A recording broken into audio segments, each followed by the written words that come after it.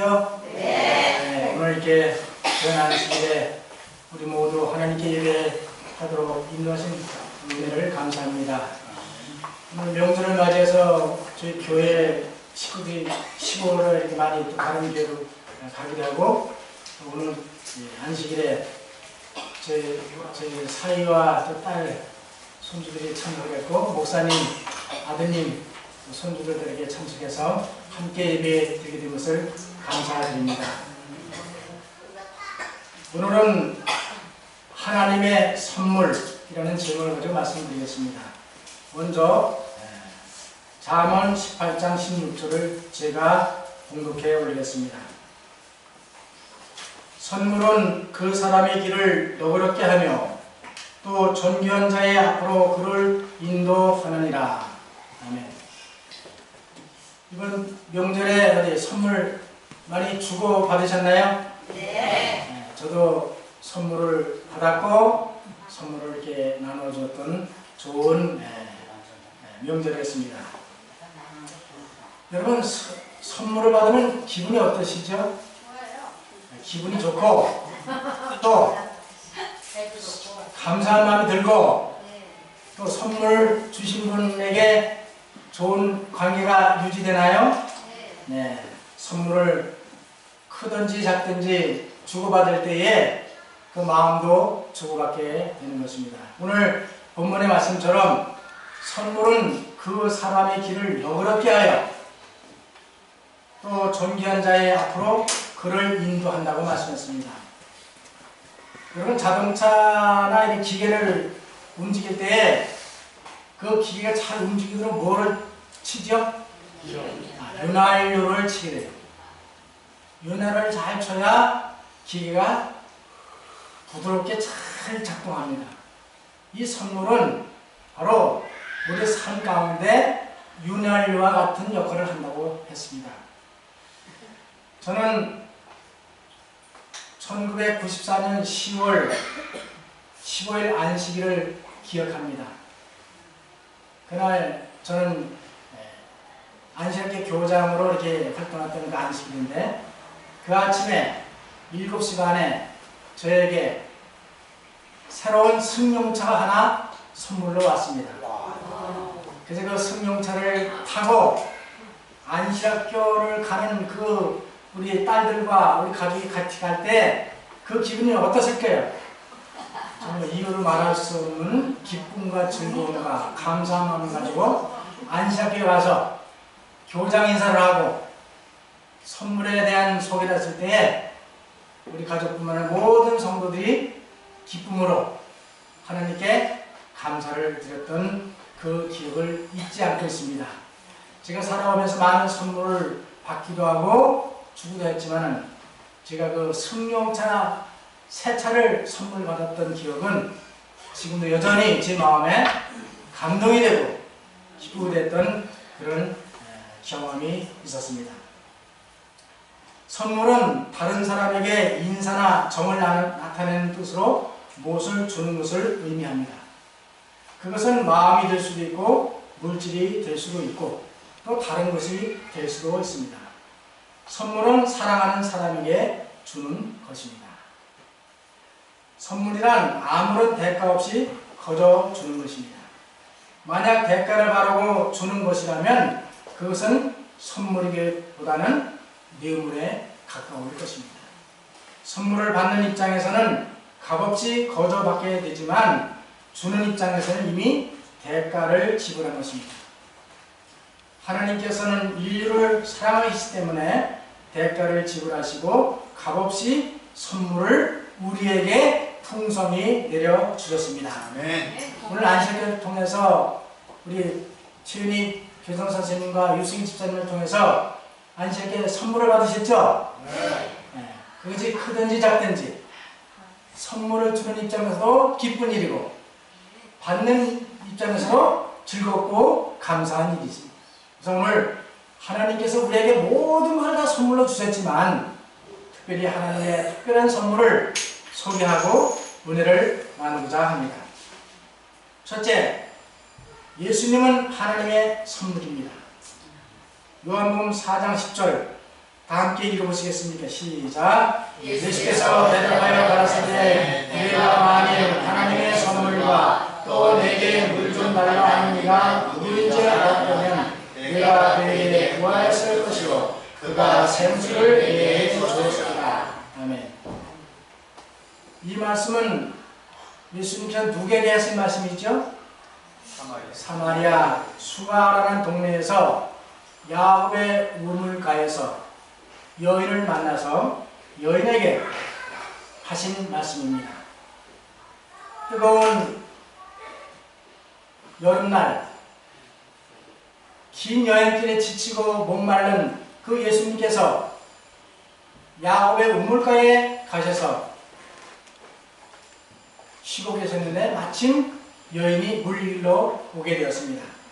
그때 예수님께서는 유대인이고 이 여인은 사마리아 여인이기 때문에 유대인은 이방인에게 물을 달라고 할 수 없는 것이고 또 이방인이 생각할 때는 유대인이 사마리아 사람들하고 이렇게 아주 원수처럼 지냈기 때문에 그런 것이 겨우 대화도 할 수 없는 그런 환경이 있었습니다. 그러나 예수님이 그 여인에게 말하기를 내가 목마르니 물을 좀 달라 이렇게 요청했습니다. 왜냐하면 물은 드레박으로 푸는 우물이기 때문에 손으로 떠놓을 수가 없는 거예요. 저도 시골에 오래 살 때에 드레박 우물, 여러분 다 이렇게 잡숴보신 경험이 계시죠? 그 깊은 우물에 밧줄을 당겨서 드레박을 내려서 물을 떠서 올려서 그것을 먹을 수 있는 것입니다. 그때 예수님께서 말씀하시기를 이렇게 말씀했습니다. 내가 만일 하나님의 선물과 또 내게 물 좀 달라 하는 이가 누군지를 알았다면 내가 그에게 구하였을 것이요 그가 생수를 내게 주었으리라. 예수님께서는 사마리아 여인 그 우물은 야곱이 한 우물입니다. 야곱의 우물에서 그 우물을 생각하시면서 말씀하기를 예수님은 자신을 사마리아 여인에게 소개하기를 하나님의 선물이라고 말씀했습니다. 그리고 또 예수님 자신을 구약에 예언했던 메시아라고 소개했습니다. 이 사마리아 여인도 메시아를 기다렸던 그런 여인이 있었습니다. 그리고 그 여인은 예수님에게 신체적인 갈증을 해소시켜 줄 수 있지만 예수님은 여인의 영적 갈증을 해소시켜 주시는 생수가 되시는 예수님을 나타내고 말씀을 하셨습니다. 다시 말하면 예수님은 그 여인에게 나는 하나님께서 보내신 선물이다. 또 나는 구약에 약속한 메시아다. 나는 너에게 영원한 생수를 줄 수 있는 사람이라고 이렇게 말씀을 하셨습니다. 사랑하는 성도 여러분, 그 우물에서 주는 물은 먹으면 또 목마르고 갈증나고 또 길러가야 되지만 예수님께서 주시는 그 물은 영생하도록 솟아나는 샘물이 된다고 말씀하셨습니다. 그 예수님께서 우리의 귀한 선물이 되신 것입니다. 여러분들은 추석 명절에 많은 선물을 받으셨지만 오늘 우리 하나님께서 우리에게 주셨던 가장 귀한 선물 예수 그리스도를 마음에 모시고 가는 귀한 선물 되시길 간절히 바랍니다. 요한복음 3장 16절에 말씀하기를 하나님이 세상을 이처럼 사랑하사 독생자를 주셨으니 이는 저를 믿는 자마다 멸망치 않고 영생을 얻게 하려 하심이라. 하나님이 세상을 어떻게 사랑했다고요? 이처럼. 이처럼 사랑이 어떤 의미죠? 자기 사랑하는 독생자 그 아들을 십자가에 내주기까지 사랑하셨다는 의미입니다. 하나님이 이처럼 사랑하사. 하나님은 사랑이십니다. 그렇기 때문에 우리를 위해서 자기의 아들을 아낌없이 주신 것입니다. 그렇기 때문에 그분이 우리에게 선물이 되시는 것입니다. 하나님께서는 인류에 대한 사랑의 최고의 표현은 아버지가 선물로 내어주신 독생자입니다. 여러분, 아브라함에게 하나님께서 100세의 아들 이삭을 선물로 주셨습니다. 가장 귀한 선물로. 자, 부모님에게는 자녀가 귀한 선물이죠. 또 할아버지 할머니들에게는 손주가 가장 귀한 선물이죠. 그리고 자녀들에게는 부모님이 가장 귀한 선물이 되는 것입니다. 하나님께서는 아브라함에게 100세에 준 아들을 하나님을 위해서 드리라고 명령하셨습니다. 가장 귀한 것을 주신 그 하나님, 주신 분도 하나님이시오, 드리라고 하신 분도 하나님이시기 때문에 아브라함은 믿음으로 아낌없이 하나님의 고귀한 선물을 도로 돌려드렸던 믿음의 조상이었습니다. 요한일서 3장 1절에 말씀하기를 보라, 아버지께서 어떠한 사랑을 우리에게 주사, 어떠한 사랑을 우리에게 주사, 십자가의 아들을 죽기까지 내어주신 그 하나님의 사랑이 얼마나 큰지, 그 사랑을 깨달을 때에 오늘 우리를 위해 주신 그 하나님의 놀라운 사랑의 선물을 감사한 마음으로 받아 간직하시고 살아가시는 우리 모두가 되시길 간절히 바랍니다. 사랑은 여기 있으니 우리가 하나님을 사랑한 것이 아니요 오직 우리 하나님이 우리를 사랑하사 우리 죄를 위하여 화목제로 그 아들을 보내셨음이니라. 왜 화목제가 필요하죠? 왜 화목제가 필요해요? 왜 화해가 필요해요? 하나님과 우리 사이에 죄로 인해서 원수가 된 겁니다. 우리의 죄로 인해서 그 원수된 사이를 사랑하는 아들을 보내셔서 화해시키고 제물로 되셔서 우리 다시 하나님과 화목하게 하시기 위하여 아들을 주셨다고 말씀했습니다. 여러분, 그 은혜에 감사하지 않습니까? 네, 감사해야 됩니다. 예수님께서 우리를 위하여 돌아가셨기 때문에 하나님께서 우리를 사랑하는 것이 아닙니다. 그분은 우리를 사랑하시기 때문에 당신의 아들을 주셔서 돌아가게 하셨다. 하나님께서는 당신의 아들과 함께 고통을 당하셨다. 하나님 아버지께서는 겟세마네 고통과 십자가의 죽음으로 우리를 죄에서 구원하기 위하여 값을 치르셨다.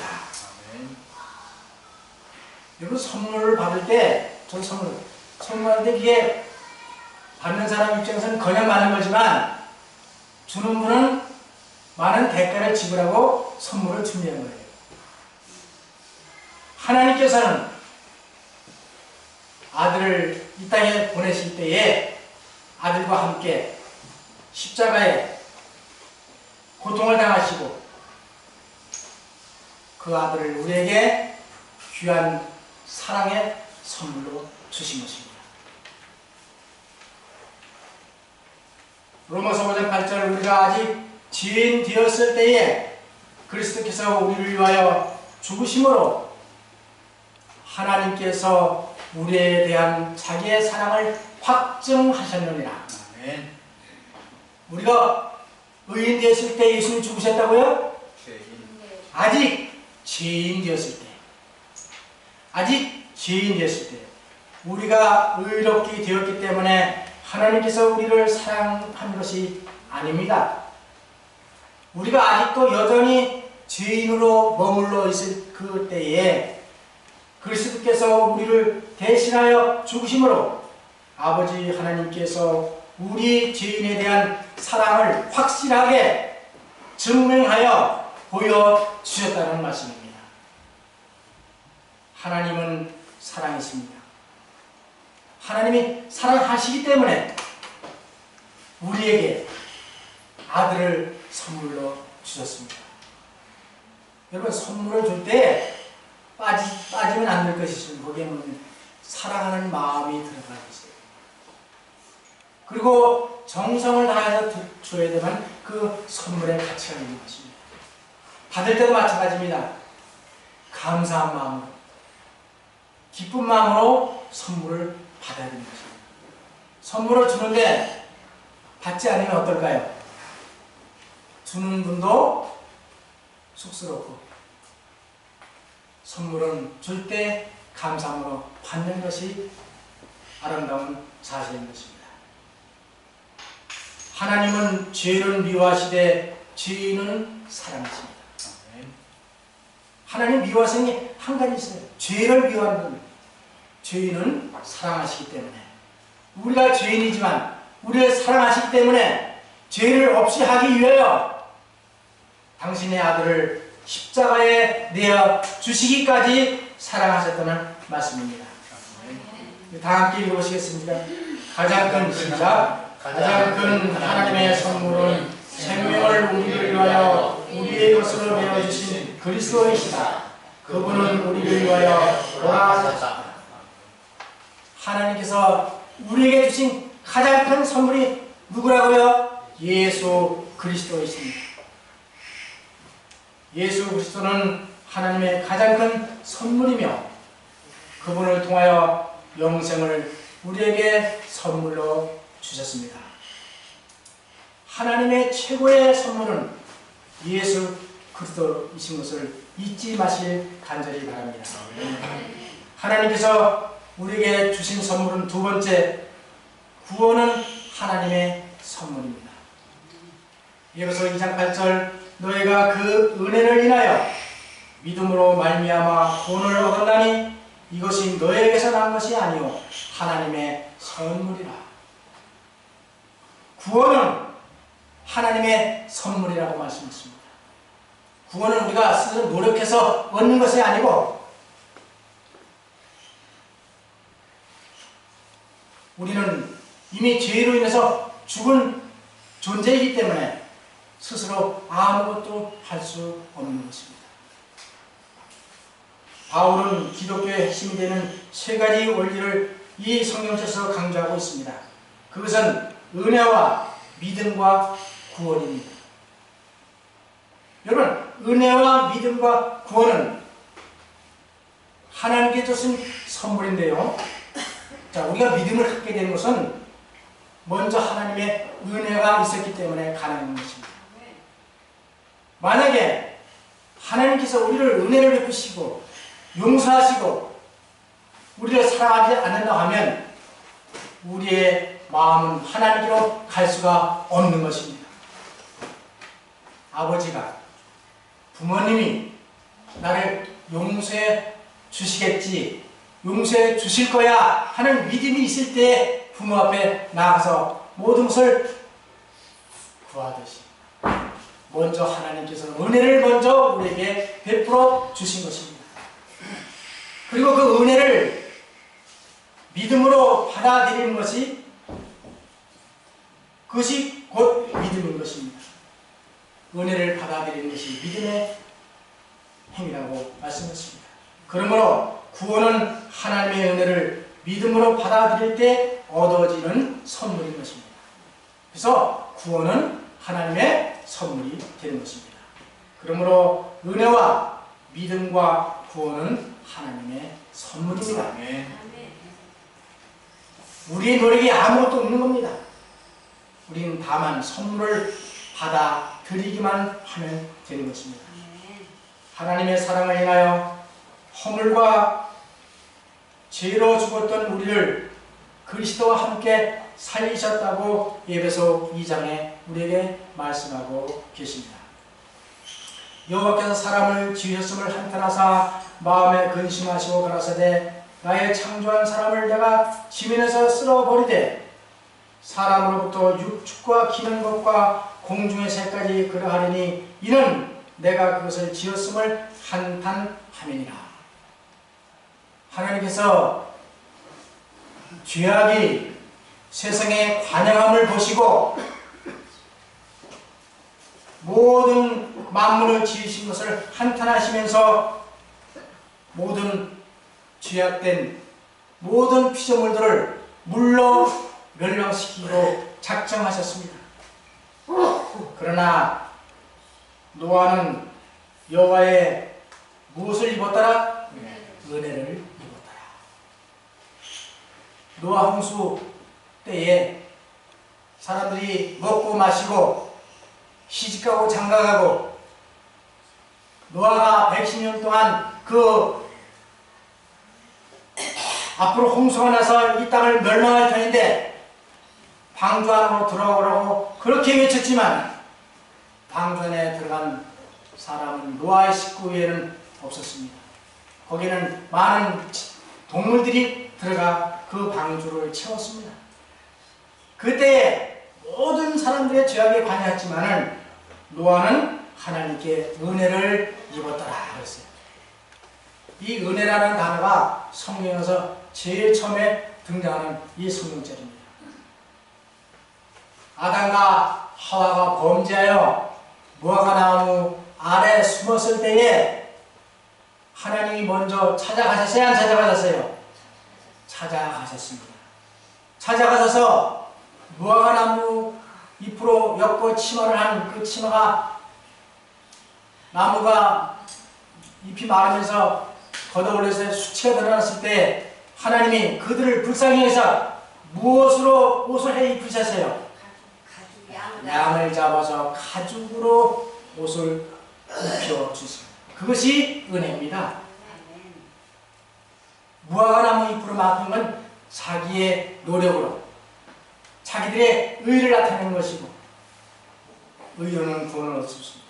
그들의 의로는 하나님께서 예수 그리스도를 상대하는 양을 잡아서 그 가죽옷을 입혔을 때에 비로소 아담과 하와가 하나님으로부터 용서를 받고 구속함을 받는 그런 예수님의 피의 공로로 말미암아 그들이 다시 살 수 있었던 것입니다. 그래서 은혜는 입혀주시는 것입니다. 우리가 은혜를 입혀줄 때 그걸 순종함으로 받아들이는 것이 그것이 우리의 믿음인 것입니다. 은혜는 은혜받기에 합당치 못한 인간에게 나타내신 하나님의 태도이다. 우리가 은혜를 찾는 것이 아니고 은혜가 우리를 찾아왔다. 은혜 되시는 하나님, 은혜의 예수님께서 우리를 찾아왔다. 우리가 은혜를 받을 가치가 있기 때문에서가 아니고 전혀 가치가 없기 때문에 하나님께서는 당신의 은혜를 우리에게 주시기를 기뻐하신다고 말씀했습니다. 만약에 은혜를 받을 만한 가치가 있어서 은혜를 베푼다고 하면 그건 은혜가 아니죠. 그건 어떤 면에서 보상일 것입니다. 그러나 우리는 은혜 받을 만한 가치가 전혀 없는 거예요. 왜냐하면 우린 죄인이기 때문에 죽어야 마땅하고 하나님 앞에 설 수 없지만 하나님이 불쌍히 보시고 가련하게 보시고 긍휼과 자비와 사랑을 베푸셔서 우리를 직접 찾아오신 것입니다. 우리를 찾아오시기 위하여 예수님이 성육신 하셔서 인간으로 이 땅에 오셔서 우리와 함께 계시고 우리를 구원하시기 위하여 십자가에 우리 대신 달려 돌아가신 것입니다. 그것이 하나님의 은혜라는 것입니다. 믿음은 하나님의 선물이나 믿음을 행사하는 능력은 우리의 것이다. 믿음도 하나님의 선물이라고 했습니다. 믿음은 영원히 하나님께서 제공하시는 은혜와 자비를 붙잡는 손이다. 하나님이 은혜의 손을 내밀 때 그 은혜의 손을 붙잡는 것이 믿음이라고 했습니다. 자, 우리가 자녀를 데리고 길을 갈 때 부모가 그 자녀의 안전을 위해서 손을 내밀어요. 손을 내밀으면 그 자녀가 부모의 손을 잡는 것이 믿음이고 부모의 손은 은혜의 손이라고 말씀했습니다. 그래서 같이 붙잡고 안전하게 가도록 하나님께서 우리를 은혜를 베푸시고 믿음의 선물을 주셔서 우리의 손으로 은혜를 느끼고 붙잡고 살 수 있도록 하신 것입니다. 로마서 3장 24절 그리스도 예수 안에 있는 구속으로 말미암아 하나님의 은혜로 값없이 의롭다함을 얻은 자 되었느니라. 하나님의 은혜를 값없이 베풀어 주었기 때문에 우리는 그 은혜를 통하여 의롭다 하심을 얻은 자. 우리 값을 지불하고 의로워졌습니까? 값없이 거저 의로워졌다. 누구 때문에? 예수님의 십자가의 은혜를 통해서 의롭게 되는 것입니다. 구원은 믿는 자에게 값없이 주시는 선물로서 오로지 그리스도를 인하여 그에게 주어진 것이다 말씀했습니다. 고린도후서 6장 2절에 보라 지금은 은혜 받을 만한 때요 지금은 구원의 날이로다. 이 세상에 현재 사는 우리 모두가 가장 귀한 시간은 어느 시간이라고요? 어느 시간? 지금 이 시간이 가장 귀중한 시간이다.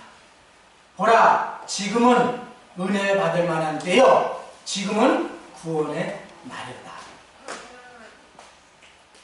하나님께서는 우리를 사랑하시기 때문에 은혜를 베푸셨습니다. 그러므로 하나님의 사랑과 은혜를 믿음으로 받아들일 때 구원의 선물을 얻는 것입니다. 그러나 우리가 하나님의 마음을 진심으로 깨닫지 못한다면 은혜의 선물에 대하여 의심하고 받기를 주저하게 됩니다. 하나님은 뭐라고요? 하나님은 사랑입니다. 하나님은 사랑이십니다. 우리를 무섭게 벌레이시고 우리를 야단치시는 그런 하나님이 아니라 하나님은 사랑의 하나님, 자비의 하나님, 은혜의 하나님, 긍휼의 하나님이라는 사실을 잊지 마시길 간절히 바랍니다. 그렇기 때문에 구원은 하나님의 선물이 되는 것입니다. 마지막으로 세 번째로 성령은 하나님의 선물입니다. 사도행 2장 38절 베드로가 가로되 너희가 회개하여 각각 예수 그리스도의 이름으로 침례를 받고 죄 사함을 얻으라. 그리하면 성령을 선물로 받으리니. 자, 여기다 침례를 받으셨죠? 저도 침례를 받고 지난번에 우리 아금네 어머니도 침례를 받으셨습니다. 침례를 받으면 뭘 선물로 주신다고요? 성령을 선물로 주신다. 베드로와 열한 사도가 오순절 성령의 충만함을 받고 유대인들과 예루살렘에 사는 모든 사람들에게 누구든지 주의 이름을 부르는 자는 구원을 얻으리라고 설교하였을 때에 그 설교 말씀을 들었던 그 많은 사람들이 말하기를 저희가 마음에 찔려 베드로와 다른 제자들에게 물어 가로되 형제들아 우리가 어찌할꼬 하거늘 베드로가 가로되 너희가 회개하여 각각 예수 그리스도의 이름으로 침례를 받고 죄 사함을 얻으라. 그리하면 성령을 선물로 얻으리니. 그 말을 받은 사람들은 침례를 받음에 이날의 제자의 수가 3,000이나 더하더라고 말씀하였습니다. 오늘 우리 과정공부 시간에 김영희 장로님께서 로마에 바울이 전도하기 전에 이미 로마에 복음이 전해졌다. 교회가 세워졌다고 말씀을 했습니다. 그러나 그 교회를 누가 세웠는지는 아직 정확히 알 수는 없습니다. 그러나 여기에 그 오순절 그 충만한 성령 충만하실 때 각지에서 로마에서도 오고 아프리카에서도 오고 아시아에서도 오고 많은 그 바벨론 쪽에서 왔던 많은 사람들이 베드로와 열한 사도의 설교를 듣고 성령의 충만함을 받고, 그때 아마 로마에서 온 그 사람들도 이 성령의 충만함, 하나님의 능력, 예수님의 십자가의 은혜를 깨닫고 돌아가서 복음을 전하고 교회를 세우지 않았을까 하는 생각들을 가지게 되는 것입니다. 성령은 회개하여 예수 그리스도를 믿고 침례를 받는 자에게 주시는 하나님의 선물입니다. 예수님께서 요단강에서 침례자 요한에게 침례를 받으시고 물에서 올라오실 때 하늘이 열리고 하나님의 성령이 비둘기같이 내려 자기 위에 임하셨다고 말씀했습니다.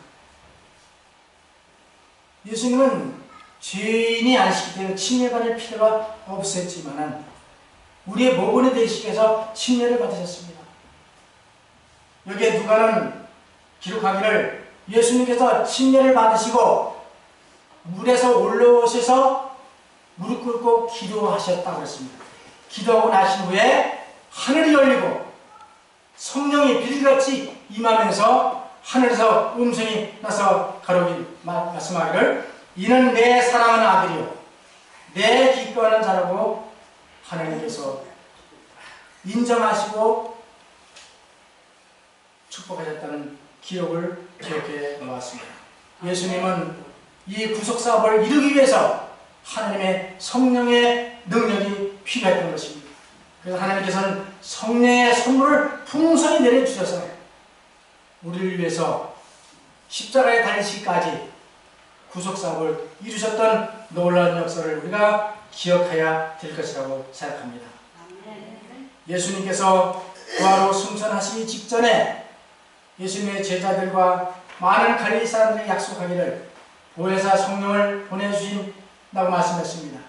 그 보혜사 성령을 보내주시는 것은 그리스도를 증거하기 위한 것이며 또한 우리의 품성 변화를 위하여 주신 선물인 것입니다. 이 귀한 하나님의 선물인 성령님을 늘 마음에 모시고 사시길 간절히 바랍니다. 요한복음 15장 26절 내가 아버지께서 너에게 보낼 보혜사 곧 아버지께서 나오시는 진리의 성령이 오실 때에 그가 나를 인하여 증거할 것이요 오직 성령이 너에게 임하시면 너희가 권능을 받고 예루살렘과 온 유다와 사마리아와 땅끝까지 이르러 내 증인이 되리라 하시니라. 성령의 풍성하신 역사를 통해서 예수님의 복음을 증거하고 성도들의 품성이 변화되는 역사를 경험하게 될 것입니다. 인간이 여호와의 법도를 지킬 수 있도록 마음과 품성을 변화시키는 것이 바로 보혜사께서 하시는 구체적인 사도라고 말씀을 했습니다. 하나님께서 우리를 어느 정도 사랑하는지를 생각해보라. 이 시간에 여러분 하나님이 나를 얼마나 사랑하는지 한번 생각해 보시기 바랍니다. 그분께서는 우리를 위하여 당신의 아들을 주셔서 돌아가게 하셨고 성령을 보내주셔서 우리의 교사와 인도자가 되게 하셨다고 하셨습니다. 우리를 얼마나 사랑하십니까? 나를 얼마나 사랑하시는지를 이것을 보면 알 수가 있다는 거죠. 독생자를 보내주셨고 또 성령을 선물로 보내주셨다는 말씀입니다. 사도행전 8장 12절 빌립이 하나님 나라와 및 예수 그리스도의 이름에 관하여 전담을 듣고 저희가 믿고 남녀가 다 침례를 받으니 시몬도 침례를 받은 후에 진심으로 빌립을 따라다니며 그 나타나는 표적과 큰 능을 보고 놀라니라. 예루살렘에 있는 사도들이 사마리아도 하나님의 말씀을 받았다 함을 듣고 베드로와 요한을 보내매 그들이 내려가서 저희를 위하여 성령 받기를 기도하니 이는 아직 한 사람에게도 성령 내린 일이 없고 사마리아 지역을 말하는 겁니다. 오직 주 예수의 이름으로 침례만 받을 뿐이로라. 이에 두 사도는 베드로와 요한입니다. 이 두 사도가 저에게 안수함에 성령을 받는지라. 자, 성령을 받는 그 단계를 누가는 이 사도행전에 이렇게 기록했습니다. 사마리아인들에게 성령을 받도록 한 세 단계가 있습니다. 첫째는 침례를 받음으로, 침례를 먼저 받아야 됩니다. 둘째, 사도들이 기도함으로, 성령 받기를 사도들이 기도했다고 했습니다. 그 다음에 사도들이 안수함으로 성령을 받았다고 기록했습니다. 근데 그때 당시에 이 시몬이라는 사람은 사마리아 지역에서 마술을 하는 사람이었어요. 마술로 아주 가장 유명하고 돈도 많이 벌었던 그 사람이 있는데, 이 빌립의 전도를 받고 예수님을 믿게 됐어요.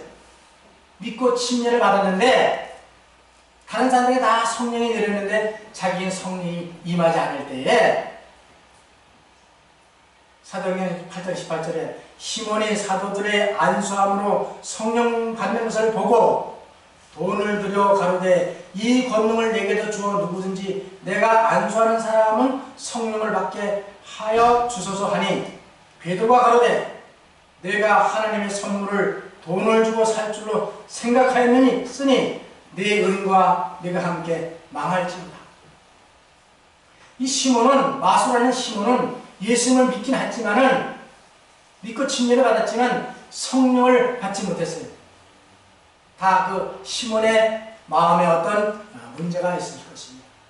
그러니까 다른 사람은 다 성령 충만함으로 선물을 받는데 못 받으니까 자기도 성령을 받게 해달라고 베드로와 요한에 뭘 줬어요? 돈을 준 거예요. 돈을 주고 성령을 자기도 받게 해달라.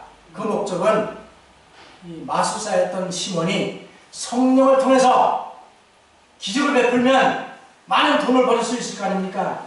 병자도 고치고 귀신도 쫓아내고 그런 욕심의 마음이 있었거든요. 그러니까 성령이 임할 수가 없는 거죠. 그래서 뭐라고 그랬어요? 베드로가 말하기를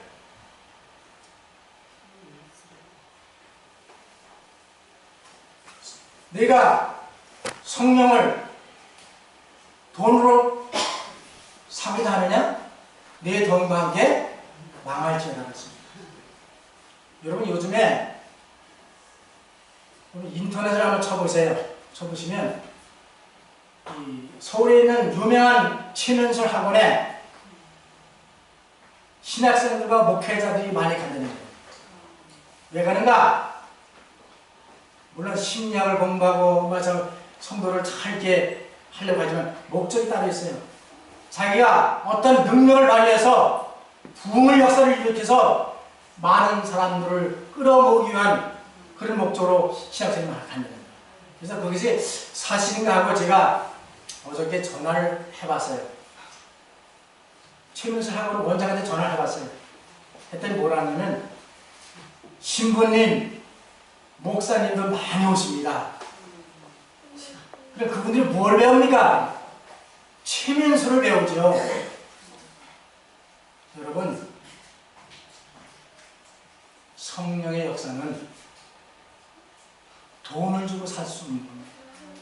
하나님의 선물인 성령은 하나님의 은혜로 주어지는 것이지 시몬처럼 돈으로 살려고 하는 그 당시의 사람들이나 현재 이런 잘못된 생각을 가진 많은 그런 일부의 목회자들도 있다고 하는 것을 볼 때에 정말 얼마나 마음이 아픈지 알 수가 없습니다. 그러면서 10주 동안 그 교육을 받는데 160만 원이 돼요. 근데 요즘 할인을 해서 120만 원에 해줄 줄도 오래는 겁니다.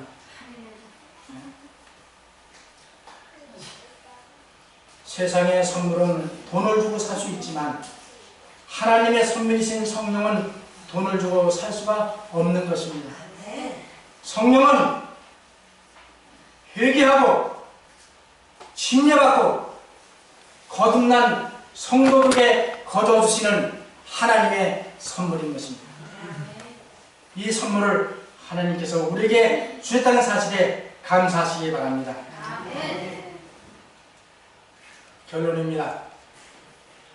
하나님께서는 죄로 말미암아 단절된 관계를 회복시키기 위하여 그리스도를 선물로 보내주셨습니다. 그러므로 영접하는 자, 곧 그 이름을 믿는 자들에게는 하나님의 자녀가 되는 권세를 주셨습니다. 그러므로 구원은 하나님과 죄로 단절된 관계의 회복인 것입니다. 우리가 아담과 하와 죄를 짐으로 말미암아 하나님과 단절되었습니다. 그 단절된 구렁을 예수님이 오셔서 예수님 그 십자가를 지시고 구렁을 다리를 놓고 연결시켜서 예수님의 한 손으로는 하나님을 잡으시고 예수님의 한 손으로는 우리의 죄인을 잡으시고 하나님과 화목해 가시고 우리를 구원하셨다는 사실을 잊지 마실 간절히 바랍니다. 다 함께 읽겠습니다. 그리스도는 시작. 그리스도는 인간의 화해를 위하여 세상에게 주신 하나님의 선물이었다. 하나님과 화해시키기 위해서 하나님 먼저 자기 사랑하는 독자 예수님을 이 땅에 보내셨습니다. 우리가 예수님을 통해서 하나님과 화목할 수 있는 거고 하나님 앞에 나갈 수 있는 것입니다.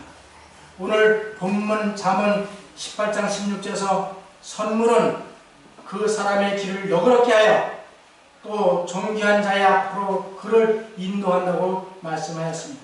이 말씀은 하나님께서 독생자 예수 그리스도를 우리 죄인에게 은혜의 선물로 주셨습니다. 그러므로 우리가 하나님의 은혜의 선물이시며 대제사장이 되신 예수님을 힘입어 하나님 은혜의 보좌 앞에 담대히 나갈 수가 있는 것입니다. 우리의 신분으로는 도저히 하나님 앞에 나갈 수가 없어요. 나가면 죽기 때문에 예수님을 힘입어 예수님을 의지하고 그 은혜로 말미암아 하나님 보좌 앞에 담대히 나갈 수 있다고 하는 말씀을 잊지 마시길 간절히 바랍니다. 사랑하는 성도 여러분, 하나님의 선물이신 예수 그리스도를 항상 마음에 모시고 사시길 간절히 바랍니다. 또한 하나님의 은혜를 인하여 믿음으로 말미암아 구원의 선물을 얻었은즉 감사하시기 바랍니다. 그리고 구원 얻은 우리가 믿음으로 승리하며 살아갈 수 있도록 성령의 선물을 주신 것에 또한 감사하시기 바랍니다. 이제 우리 모두가 실천자의 영원한 복음을 전하며 예수님의 품성을 소유하고 예수님의 재림을 기다리며 사시는 신학계 성도 여러분이 다 되실 바라면서 말씀을 마치겠습니다. 아멘.